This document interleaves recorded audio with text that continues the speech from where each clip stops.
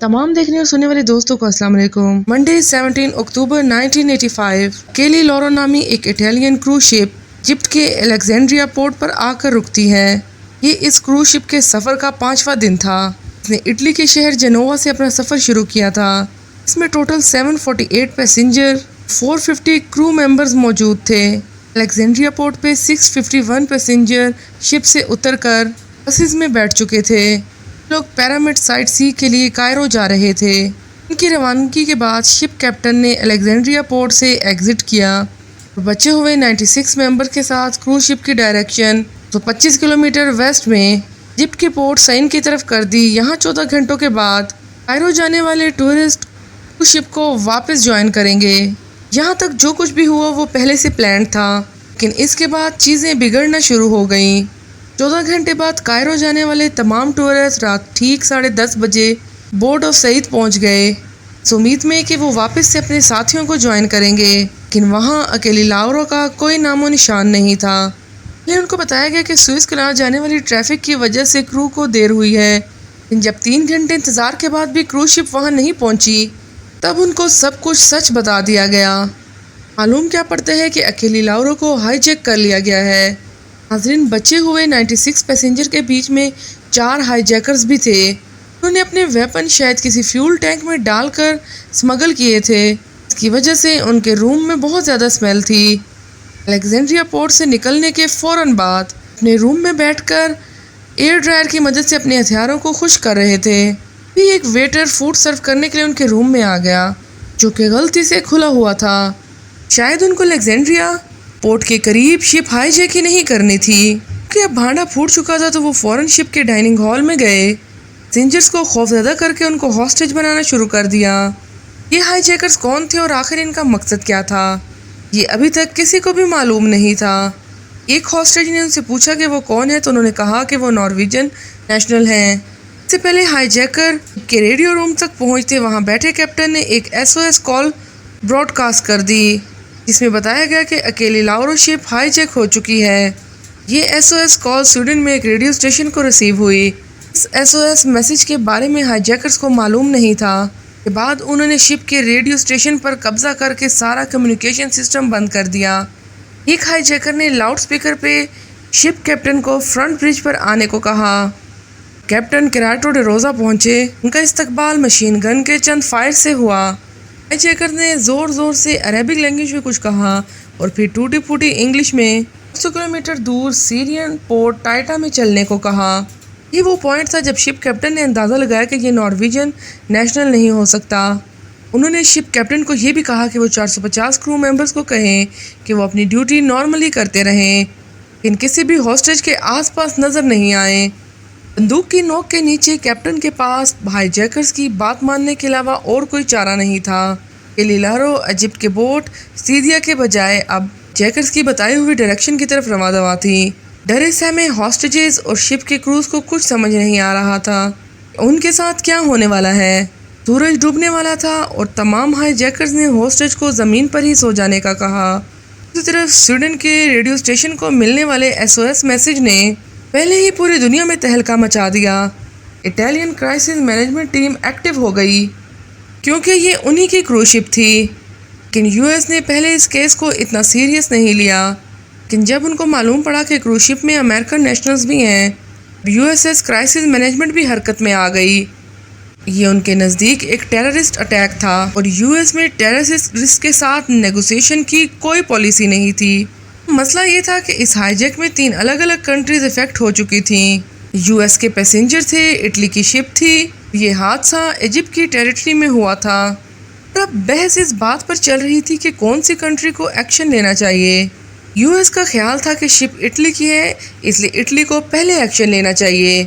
But Italy की government इस hijack को ताकत के ज़ोर पे नहीं बल्कि नेगोशिएशन के ज़ोर पे हल करना चाहती थी, कि इटली कोई भी ऐसी हरकत नहीं करना चाहता था जिससे मेडिटेरियन कंट्रीज़ में उसका नाम ख़राब हो।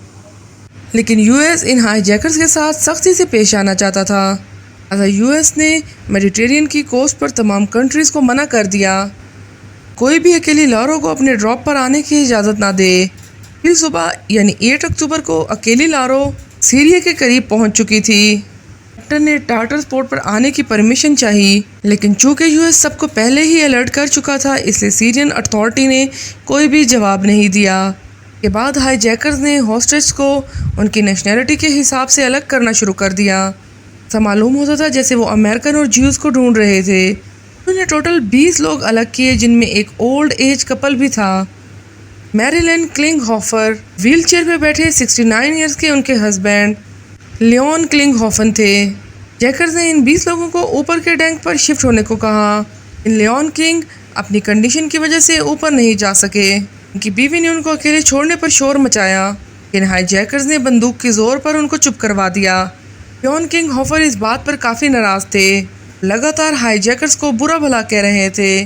काफ़ी वक्त तक जो केली लाउरो को सीरिया में दाखिल होने की परमिशन नहीं मिली, तब आखिरकार हाईजैकर्स ने अपनी डिमांड्स रेडियो कम्युनिकेशंस के ज़रिए सीरियन अथॉरिटी के सामने रख दी। 4 में से एक जो उनका लीडर लग रहा था, रेडियो पे बताया कि उनका ताल्लुक PLF यानी फ़लस्तीन लिबरेशन फ्रंट से है। वो चाहते हैं कि इजराइल उनके 50 साथियों को रिहा कर दे। ये चीज़ें अब खुलकर सामने आ चुकी थी। खुद को नॉर्वेजियन बताने वाले असल में फ़लस्तीनी थे। हाईजैकर का नाम यूसुफ मजीद मौलकी था। उसने कहा कि अगर 3 बजे तक उनकी डिमांड्स पूरी ना की गई तो शिप में मौजूद ज्यूज़ को वो एक एक करके मारना शुरू कर देगा। ये केस और ज़्यादा कॉम्प्लिकेटेड हो चुका था।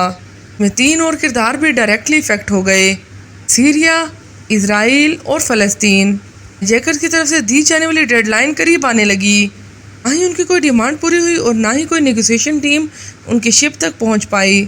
इस वजह उन्होंने टार्टर्स पोर्ट को एक मैसेज भेजा जिसमें उनका कहना था कि वो एक अमेरिकन पैसेंजर को मार चुके हैं और अब दूसरे की बारी है। टार्टर्स ऑफिशियल्स ने उनकी बात पर ज़रा भी ध्यान नहीं दिया, कहा कि वो यहाँ से चले जाएं। हाईजैकर्स को जब लगा कि उनकी दाल यहाँ नहीं गलेगी तो उन्होंने कैप्टन को साइप्रस जाने का कहा। इस दौरान US इंटेलिजेंस टीम में ये अफवाह फैल चुकी थी, एक अमेरिकन पैसेंजर को मार दिया गया है। दूसरी तरफ इस बात की कोई कंफर्मेशन भी नहीं थी, क्योंकि हाईजैकर्स की शनाख्त हो चुकी थी। इसलिए इटली ने फ़लस्तीनी प्रेसिडेंट यासिर अराफात से डायरेक्ट रब्ता किया। फ़लस्तीन लिबरेशन ऑर्गेनाइजेशन के चेयरमैन भी थे। उनसे पूछा कि क्या PLO की इस हाईजैकिंग में कोई इन्वॉल्वमेंट तो नहीं। यासिर अराफात ने ना सिर्फ इस हाईजैकिंग को डिसऑन किया, बल्कि इस मामले को सुलझाने के लिए एक नेगोशिएशन टीम भी इजिप्ट रवाना कर दी। इस टीम में अबू अब्बास भी थे, कि PLF के लीडर थे। अबू अब्बास ने साइप्रस के रेडियो स्टेशन के ज़रिए हाईजैकर से कांटेक्ट किया।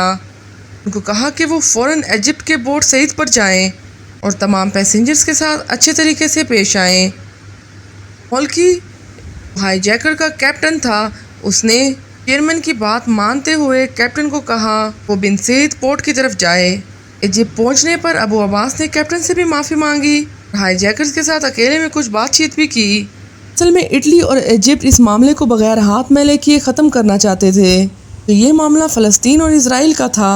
कौन चाहेगा कि दूसरे की लड़ाई में अपने घर को गंदा करे, लेकिन US चाहता था कि ये टेररिस्ट और इनके साथ किसी किस्म की नेगोशिएशन नहीं की जाए। US के प्रोटेस्ट के बावजूद नेगोशिएशन स्टार्ट हो चुकी थी। इटली और इजिप्ट चाहते थे कि हाईजैकर्स को PLF के हवाले कर दिया जाए और फिर वो खुद ही इनको शिप हाईजैक करने के जुर्म में सज़ा देंगे।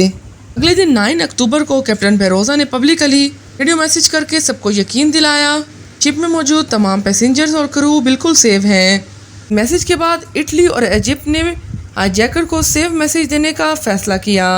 एक टग बोट केली लाउरो तक लाई गई, इनमें 4 हाईजैकर बैठकर इजिप्ट के मेन हाईलैंड में आकर गायब हो गए। सबको लग रहा था कि नेगोशिएशन कामयाब हो गई है और हाईजैकर्स ने अपनी डिमांड वापस ले ली है। असल में हाईजैकर्स ने कैप्टन डेरोज़ा से बंदूक के ज़ोर पर यह मैसेज ब्रॉडकास्ट करवाया था। जी हाँ, जब सीरियल ऑफिशियल्स शिप को परमिशन नहीं दे रहे थे, अब उन्होंने असल में ही एक पैसेंजर को मार दिया था। वो पैसेंजर था व्हील चेयर में बैठा लियोन। मरे हुए इंसान की लाश को दरिया में ही फेंक दिया था। 1 घंटों बाद मिलने वाली इस खबर ने एक तहलका सा मचा दिया। हाईजैकर जिनको आज़ाद छोड़ दिया गया था, वो एक बहुत बड़ा जुर्म करके इजिप्ट की सरजमीन पर गायब हो चुके थे। सारी बंदूकों का रुख इजिप्ट की तरफ हो गया। इटली ने इजिप्ट को कहा कि हाईजैकर्स उनके हवाले किए जाएं। इजिप्ट भी इस मामले से दूर भाग रहा था। इजिप्शियन प्रेसिडेंट होस्नी मुबारक ने कहा हाईजैकर इजिप्ट छोड़ गए हैं और उनको मालूम नहीं कि अब वो कहाँ हैं। लेकिन असल में यूएस इंटेलिजेंस को एक खबर मिली कि इजिप्ट उनको एक प्लेन में बिठाकर डुलेशिया भेज रहा है। हाँ, उनको पीएलओ रिप्रेजेंटेटिव अपनी हिरासत में ले लेंगे। 3 अक्टूबर को शाम 6 बजे इजिप्ट की अलमाजा एयरबेस से सिविलियन एयरक्राफ्ट रवाना होने वाला था। में 4 हाईजैकर को डुनेशिया के लिए रवाना किया जा रहा था।